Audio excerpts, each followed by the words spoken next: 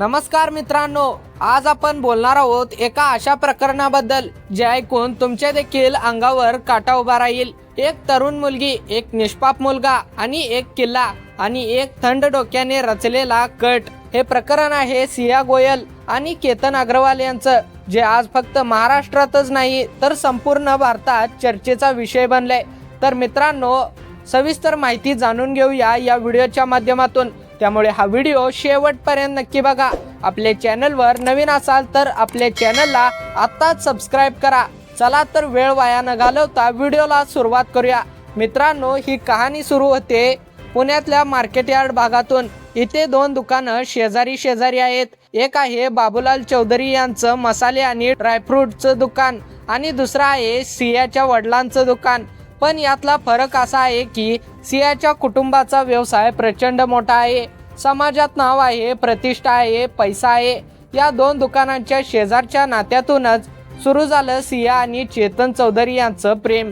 गेल्या 4 वर्षापासून हे दोघं एकमेकांना ओळखत होते।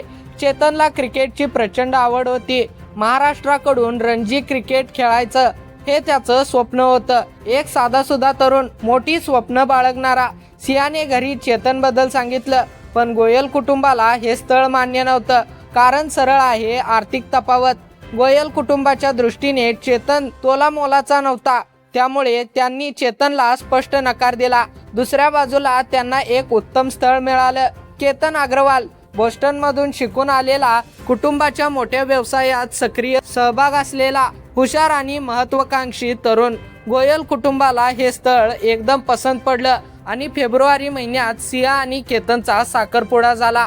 मित्रांनो, इथे एक महत्त्वाचा प्रश्न उभा राहतो। सियाने केतनला थेट नकार का दिला नाही? किंवा तिचं चेतनवर खरंच प्रेम होतं तर ती त्याच्यासोबत पळून का गेली नाही?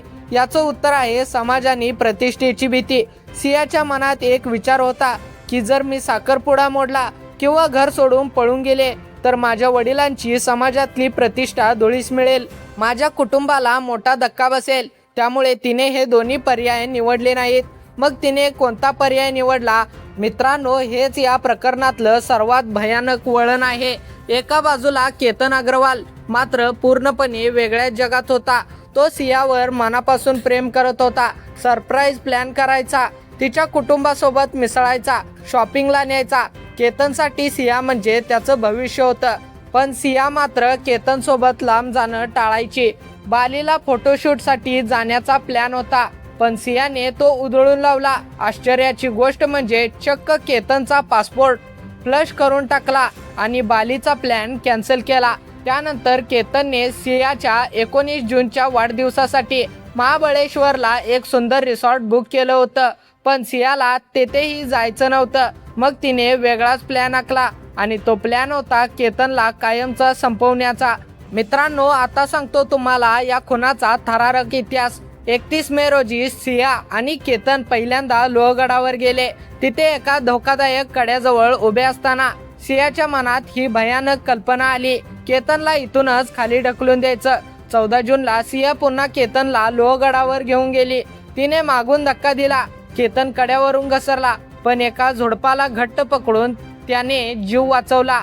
सियाने त्वरित खोटी कहाणी रचली, मी तुला सापापासून वाचवण्यासाठी धक्का दिला आणि नंतर मिठी मारून वाचवलं। आणि निष्पाप केतनला त्यावर विश्वास बसला। त्याने घरी जाऊन सांगितलं, सियामुळे माझा जीव वाचला। मित्रांनो, हे ऐकून मन सुन्न होतं। एका बाजूला केतन तिच्यावर जीवापाड प्रेम करतोय आणि दुसऱ्या बाजूला ती त्याचा जीव घेण्याचे प्रयत्न करते। मित्रांनो, 18 जून खुनाचा दिवस। या दिवशी सिया आणि चेतनने पक्का प्लॅन बनवला। सिया केतनला ट्रेकिंग आणि फोटोशूटच्या बहाण्याने लोहगडावर घेऊन गेली। कमी वर्दळ असलेल्या दरीच्या कड्याजवळच्या एका निर्जन पॉइंटवर ती त्याला घेऊन गेली। तिथे तिने केतनशी गोड बोलत, जवळीक साधत त्याला पूर्णपणे तिच्या बोलण्यात गुंतवलं। केतन सियाच्या बोलण्यात इतका गुंग होता की त्याला आजूबाजूचं काहीच भान नव्हतं आणि याच क्षणाची वाट पाहत दबा धरून बसलेला चेतन चौधरी हळूच आला आणि त्याने मागून जोरात धक्का दिला। केतन कड्यावरून थेट दरीत कोसळला।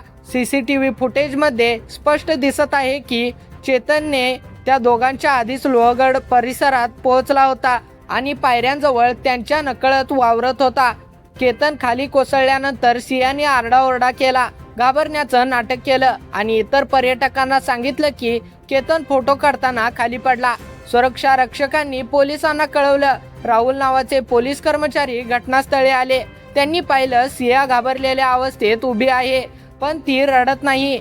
खाली उतरल्यावर केतन रक्तबंबाळ अवस्थेत पडलेला दिसला. तो जागीच गेला होता. पण पोलीस आले तेव्हा त्यांनी सियाला धीर देण्यासाठी म्हणाले, केतन जिवंत आहे. आणि इथेच सियाचं नाटक उघडीला आलं. केतन जिवंत आहे ऐकून ती खुश होण्याऐवजी प्रचंड घाबरली. हे पोलीस कर्मचारी राहुल यांनी माध्यमांना सांगितलं.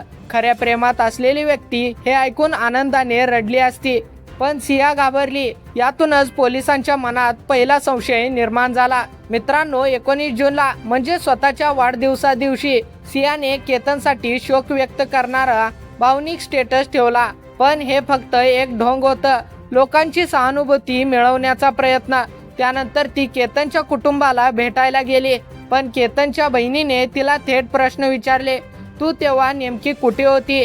त्याला वाचवण्याचा प्रयत्न का नाही केलास? नेमकं काय घडलं तिथे? या प्रश्नांची उत्तरं सियाला देता आली नाहीत आणि घरी आलेल्या सियाच्या चेहऱ्यावर साधं दुःखही दिसत नव्हतं, अगदी केतनचा मृतदेह समोर असतानाही. यामुळे केतनच्या वडिलांनीही पोलिसांकडे CCTV फुटेज तपासण्याची विनंती केली आणि तिथूनच हे संपूर्ण प्रकरण उघडकीला येऊ लागलं. मित्रांनो, या प्रकरणात मोबाईल डेटा हा सगळ्यात महत्त्वाचा पुरावा ठरला. जानेवारी ते जून या केवळ 5 महिन्यात सिया आणि चेतनचे तब्बल 2004 कॉल झाले होते. दोघं 238 तास एकमेकांशी बोलले. इतकी प्रचंड कॉल हिस्ट्री पाहून पोलिसांचा चेतनवर संशय वाढला. 18 जूनला चेतनने आपला मोबाईल सकाळी 7:15 ते संध्याकाळी 6:30 जवळपास 10 तास आपल्या कामावर नीरज कुमारकडे ठेवला, जेणेकरून कोणाला वाटावं की चेतन पुण्यात दुकानातच आहे. स्वतः मात्र नीरजचा फोन घेऊन लोहगडावर गेला. इंटरनेट बंद ठेवलं. पण हा सगळा बनाव फसला. ज्यांनी चेतनला फोन केला त्यांनी सांगितलं, फोन उचलला गेला पण बोलला कामगार. यातूनच पोलिसांना मजबूत पुरावे मिळाले आणि महत्त्वाचं म्हणजे कामगार नीरज कुमार माफीचा साक्षीदार झाला. त्याने पोलिसांना पूर्ण सहकार्य केलं. त्याची साक्ष या दोघांना कठोरात कठोर शिक्षा मिळवून देण्यासाठी निर्णायक ठरणार आहे. मित्रांनो, चेतनचे वडील बाबूलाल चौधरी यांनी मात्र सगळे आरोप फेटाळले आहेत. ते म्हणत आहेत की सिया आणि चेतनची मैत्री असेल हे आम्हाला माहीतच नव्हतं. 18 जूनला तो मीटिंगला जात आहे असं सांगून घरातून गेला होता. पोलीस स्टेशनमध्ये चेतन मला स्पष्ट म्हणाला, बाबा मला बळजबरीने या प्रकरणात ओढण्यात आले. पण मित्रांनो, CCTV फुटेज, कॉल डिटेल्स, माफीचा साक्षीदार आणि इतर पुरावे या सगळ्या गोष्टी केतनच्या हत्येत सिया आणि चेतनचा हात असलेलं दाखवून देत आहे. सध्या पोलिसांनी सिया गोयल आणि चेतन चौधरी या दोघांनाही अटक केली आहे. त्यांना 7 दिवसांची पोलीस कोठडी सुनावण्यात आली असून पोलीस त्यांची कसून चौकशी करत आहेत. एका बाजूला केतन अग्रवालचं कुटुंब उद्ध्वस्त झालंय. बोस्टनमधून शिकून आलेला, घरच्यांचं स्वप्न असलेला निष्पाप केतन आज या जगात नाही. फक्त आणि फक्त एका मुलीच्या स्वार्थासाठी आणि भ्याडपणासाठी त्याला जीव गमवावा लागला. मित्रांनो, या प्रकरणात आपल्याला एक गोष्ट शिकायला मिळते. खोटेपणा कितीही लपवला तरी सत्य एक ना एक दिवस नक्कीच बाहेर येते. CCTV, मोबाईल डेटा, माफीचा साक्षीदार सगळे पुरावे त्यांच्या विरोधात आहेत. आता फक्त एकाच गोष्टीची प्रतीक्षा आहे, केतनला न्याय मिळण्याची. मित्रांनो, सिया गोयल आणि चेतन चौधरीला कोणती शिक्षा व्हावी असं तुम्हाला वाटतं? या प्रकरणावर तुमचं मत काय आहे? कमेंट करून आम्हाला नक्की सांगा. तुमचा प्रत्येक अभिप्राय आम्हाला खूप महत्त्वाचा आहे. आणि मित्रांनो, अशाच प्रकारच्या सडेतोड विश्लेषणासाठी आत्ताच आपल्या लावा ताकद मराठी या YouTube चॅनलला सबस्क्राईब करून बेल आयकॉन दाबायला विसरू नका.